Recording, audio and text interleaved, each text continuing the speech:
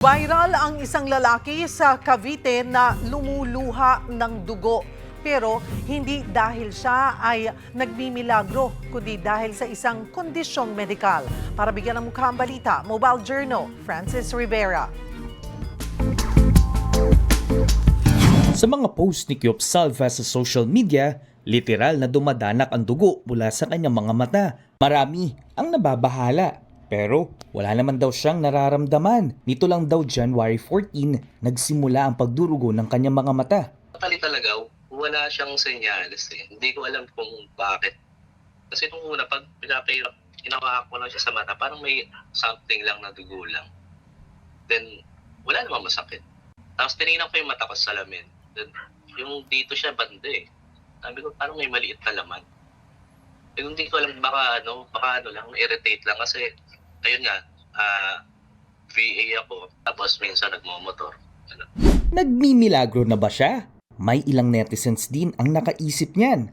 Pero para makasigurado, nagpa-check up na si Kyop. Ang diagnosis, conjunctival pyrogenic granuloma. This is a benign or non-cancerous growth doon sa conjunctiva natin. Skin or balat na nakabalot doon sa kulay puti ng mata natin. Also doon sa ilalim ng talukap natin. Bukol to na binubuo ng madaming maliliit na blood vessels. So kapag natatamaan to, mabilis talaga siya magdugo.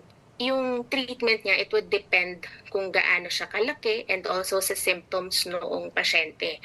So for early cases, we can give yung topical or mga pinapatak na ointment. No? We can also do intralesional corticosteroids or ini-injection. Sa kaso ni Kyop, niresetahan siya ng pampatak sa mata na ointment.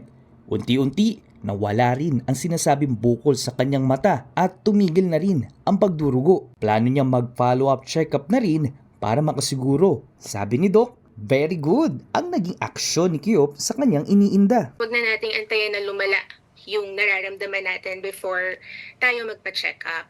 Kasi a lot of eye conditions can be better managed when we detect it early. So let's not forget to include eye care in our priorities also sa ating health. Lalo na ngayon na very active na ang mga tao sa pag-aalaga ng sarili nila.